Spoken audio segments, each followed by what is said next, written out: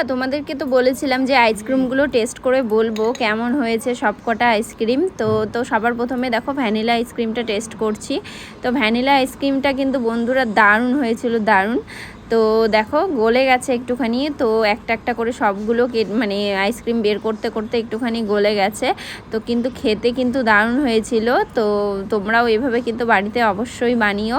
তো আশা করি একদম দোকানের থেকেও ভালো হবে আইসক্রিম। তো যারা সবাই খেয়েছে সবাই বলেছে খুব খুব খুব ভালো হয়েছে।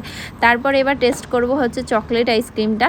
চকলেট আইসক্রিমের কথা আর কি বলবো, মানে এতটাই দারুণ হয়েছিল চকলেট আইসক্রিমটা, মানে কি বলবো, সবাই বলেছে, বেশিরভাগ বাচ্চাদের তো চকলেটটাই বেশি পছন্দ, চকলেট আইসক্রিমটাই পছন্দ হয়েছে বেশি। ভ্যানিলাটাও পছন্দ হয়েছে, কিন্তু ম্যাঙ্গোটা বাচ্চারা অতটা কেউ পছন্দ করে না। তো ম্যাঙ্গো আইসক্রিমটা পছন্দ করেছে আমার হাজবেন্ড। তো বেশিরভাগ বললাম যে অর্ধেক বাটি ওই খেয়ে ফেলেছে, বাকি যে অর্ধেক ছিল ওখান থেকে অল্প অল্প করে সবাই আমরা টেস্ট করেছি। তো ম্যাঙ্গো আইসক্রিমটাও দারুণ হয়েছিল। তো ম্যাঙ্গো আইসক্রিমটাও বানানো কিন্তু খুবই সহজ, আর তার মধ্যে যে আমের টুকরোগুলো মুখের মধ্যে পড়ছে যে দারুণ দারুণ দারুণ লাগছে খেতে। তো চকলেটটাও কিন্তু কি বলবো, মানে চকলেট ভ্যানিলা সব কটাই খুব খুব খুব ভালো হয়েছে। তো একা তো খাইনি আমি, যারা খেয়েছে তারাই বলেছে। তা আমারও ভীষণ ভালো লেগেছে, সবাই এত ভালো বলেছে। তো কেমন লাগলো আজকের ভিডিওটি অবশ্যই কিন্তু কমেন্টে জানিও, আর যদি ভালো লেগে থাকে লাইক কমেন্ট করে পাশে থেকো। থ্যাংক